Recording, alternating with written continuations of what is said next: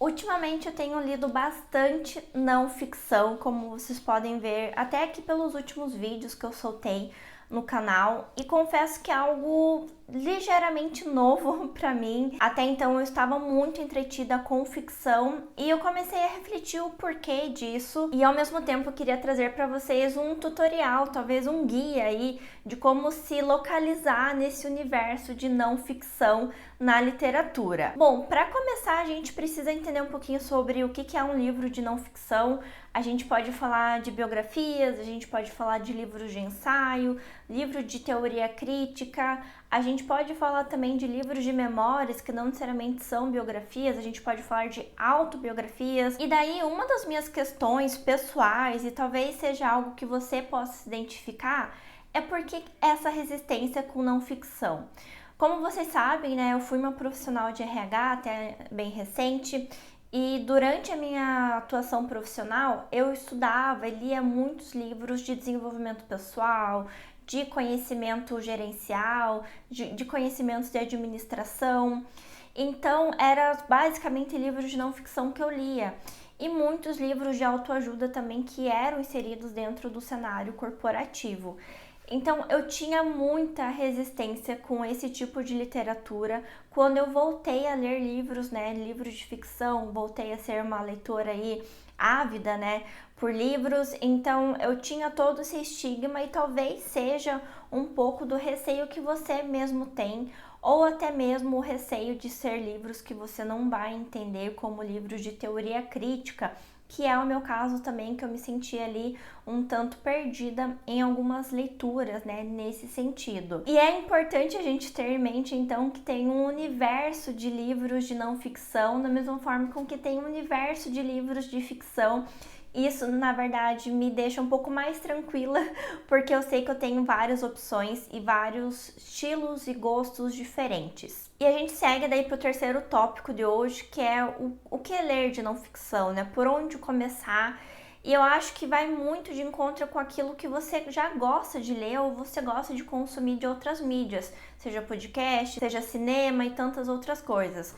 Dando exemplo de cinema, que tipo de filme, de tipo de série que você gosta de assistir? Eu gosto de assistir séries que falam sobre serial killer, eu gosto de assistir romances históricos, ou eu gosto de ouvir podcasts que vão falar assim sobre desenvolvimento pessoal, sobre comportamento humano, ou né, gosto de ler livros que vão falar sobre personagens com algum tipo de adoecimento mental. Então tudo isso já vai te ajudar a direcionar qual estilo, né, qual tipo de livro de não ficção que você vai gostar.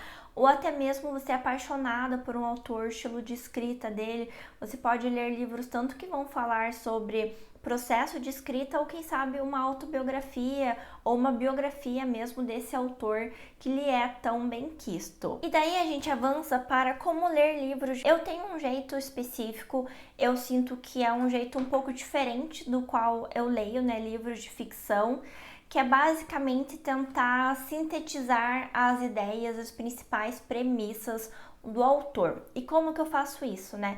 Terminando um capítulo ou terminando uma parte do livro, eu tento sintetizar em poucas palavras, em uma frase ou no máximo um parágrafo curto, qual que é a premissa, qual que é a ideia que aquele autor está defendendo naquela parte específica do livro.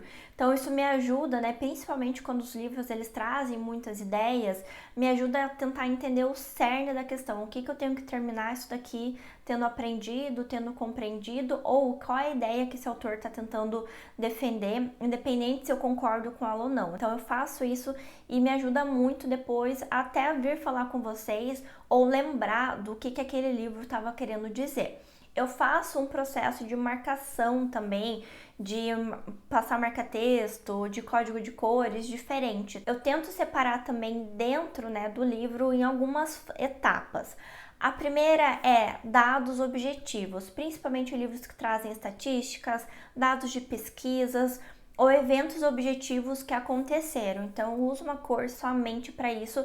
Isso me ajuda porque depois que termina um livro, eu lembro que lá trazia um indicador, um número importante, um percentual que eu quero trazer aqui para não ser somente baseado nas vozes da minha cabeça. Então eu vou e faço essa marcação que me ajuda a resgatar essa informação depois.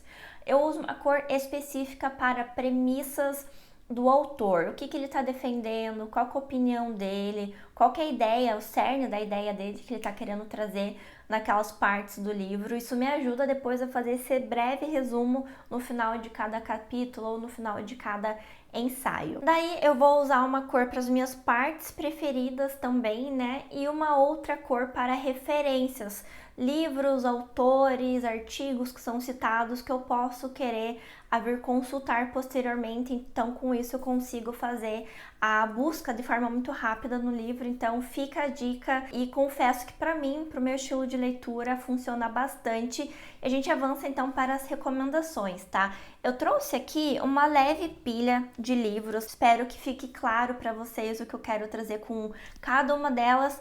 Primeiro, vamos falar de livros que falam sobre livros. Eu trouxe aqui o Encaixotando a Minha Biblioteca, do Alberto Mangel. Eu adorei a leitura desse livro. Ele vai ter uma elegia e 10 digressões, como é o complemento aqui do título deste livro. E é um livro para quem gosta do universo de livros. O Alberto Mangel vai falar da sua relação com os livros, da sua biblioteca, das inúmeras mudanças que ele fez ao longo da vida, que acabaram contribuindo para quem ele é. Ele fala também sobre o fato dele ter assumido a direção da Biblioteca Nacional da Argentina. É um livro delicinha, gostoso de ler, e se você tá numa ressaca literária, tenho certeza que esse livro vai acabar trazendo, reavivando o teu desejo ali por livros, por ler livros, porque ele causa mesmo esse amor, né? Ele dá essa atiçada na gente. Ainda falando de livros que falam sobre livros, a gente pode ir para algumas coisas um pouco mais técnicas, como, por exemplo, como ler livros. Ele vai fazer um passo a passo de como ler livros, tá? É um livro bem legal. Eu tô preparando um conteúdo para vocês especificamente sobre esse livro, mas é aquele tipo de livro que você lê para melhorar a tua experiência de leitura, o que eu recomendo bastante. E daí a gente pode falar um pouco de filosofia, tá? Eu trouxe aqui para vocês O Banquete do Platão. Eu acho que eu entendi um terço do que esse livro queria propor. Talvez seja muito, até. E eu não entendo, gente, eu acho que é mais para as pessoas acadêmicas mesmo, mas esse livro aqui, ele é uma edição bilíngue. Então, de um lado tem o texto e do outro lado tem o texto em grego. Não leio, mas eu gostei bastante da experiência de leitura porque me fez entrar em contato com outro tipo de literatura.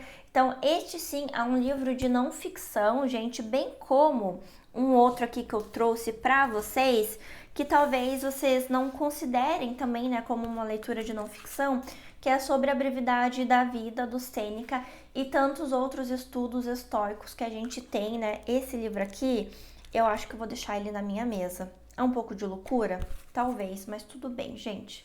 A gente vive perigosamente. Temos também daí o aspecto de ensaios, né? Eu trouxe aqui representado os ensaios seletos da Virginia Woolf. Talvez esse livro também possa ser considerado entre os livros que falam sobre livros. Aqui a gente vai ver tanto ensaios sobre a vida cotidiana, reflexões sobre ensaios que, por exemplo, a gente vai ter sobre o Jane Austen, a gente vai ter sobre Jane Eyre, Morro dos Ventos Uivantes, e tantos outros livros que eu gosto dos ensaios da Virginia Woolf, por isso que eu adquiri este livro aqui. Ah, falando sobre livros que falam sobre livros, eu esqueci de comentar, mas a gente tem o clássico Por que Ler os Clássicos, do Ítalo Calvino. Gente, essa edição, ela é tão justinha, ela é tão apertada, que eu tô bem considerando comprar aquela edição nova, que ela é a maior, porque ela não tem nenhuma margem para escrever. Ele vai falar aqui da Odisseia, ele vai falar sobre Orlando, vai falar sobre Robinson Crusoe, Cândido Otimista, Dois Russardos, Os Capitães do Conrad. Tem muita coisa aqui, é um livro de consulta. Então, quando eu leio um livro que consta aqui, eu termino a leitura e venho para cá para ver o que o Ítalo Calvino tinha para falar para nós. Eu trouxe também aqui O Ano do Pensamento Mágico, da Joan Didion, que é um livro... Não chega a ser de memórias, mas ela vai falar sobre processo do luto dela, de quando ela perdeu o seu marido. E eu já falei várias vezes sobre esse livro aqui no canal, recomendo bastante a leitura e é um livro de não ficção, mas eu acho que ele é um livro que ele talvez seja um pouco mais familiar com os livros de ficção, porque ela vai contar a história da sua vida, mas é uma história, então eu acho que isso daqui é um pouco mais palatável em alguns momentos. Outro livro que vai falar também de uma vida, mas que é um livro de não ficção, a gente vai ter a autobiografia do Santo Agostinho de Confissões, que ele vai falar sobre todo o seu processo de conversão, e aqui eu posso colocar também o de Amor e Trevas, do Amos Oz, e a autobiografia do Stefan Zweig, que é um livro aí que as pessoas falam muito bem. Confesso que a autobiografia não é o meu gênero favorito, muito pelo contrário. E daí a gente tem um livro aqui que eu trouxe para vocês que eu não sei muito bem como enquadrá-lo, que é o Cartas a um Jovem Poeta, do Rilke. Esse livro aqui que eu tenho, ele vai ser a troca de cartas entre o poeta e o Rilke, e é muito interessante a leitura. É um livro que ele vai ser troca de cartas e vai ser sobre reflexões sobre a vida. Então eu acho que ele entra ali, não é um livro filosófico, mas ele traz reflexões como sobre a brevidade da vida traria. Então é um livro para você refletir sobre a sua vida como um todo. E daí a gente entra no meu favorito do ano até o momento, que é O Perigo de Estar Lúcida. Esse livro vai falar sobre a criatividade, sobre estabilidade mental, sobre saúde mental como um todo. A gente tem resenha para este livro aqui no canal, então não irei me delongar. E outro livro que eu considero que entra nessa seara daí, que ele beira ali a autoajuda, fala sobre a criatividade, que é O Caminho do Artista. Aqui nós falaremos sobre as Morning Pages, e é um livro que desmistificou para mim o que é a criatividade. Então ele tem esse saldo super positivo para mim, apesar de alguns momentos eu achar que ele fica um pouco esotérico, mas refletir sobre a criatividade, sobre os estigmas, eu acho que isso aqui é bem legal e fez com que eu me considerasse uma pessoa criativa, apesar de todos os preconceitos que eu tinha sobre isso. Eu sempre achei que criatividade era algo que você tinha na vida e que você nasceu com ela. E se você não nasceu, sinto muito, mas aqui fala muito sobre como é um processo treinado. E por último, se você gosta daí de livros de romance histórico ou de livros que falam, tem um plano de fundo histórico, eu tenho aqui O Coração do Mundo, uma nova história universal a partir da Rota da Seda, o encontro do Oriente com o Ocidente, meu Deus, que nome enorme, que ele vai falar então sobre esse encontro, né, do Oriente com o Ocidente. É um livro bem interessante, bem bacana, além dele ter uma capa belíssima, gente, eu acho que esse livro tem uma das capas mais bonitas da minha estante. Eu poderia falar de outros, aqui eu tenho Um Crime da Solidão, do Andrew Salomon, que tá aqui na minha pilha, que a gente tem resenha aqui no canal, que eu falei um pouco sobre pessoas que tentam dar fim à sua própria vida. Tem aqui O Estilo de Dostoiévski, que é um livro de literatura crítica, mas eu acho que já deu aqui para vocês se situarem e pensar em possíveis caminhos para quando vocês forem escolher a sua próxima leitura de não ficção. Espero que vocês tenham gostado desse vídeo. Agradeço, como sempre, os membros da Biblioteca Secreta, que é a área de membros aqui no canal, e eu vejo você no próximo vídeo.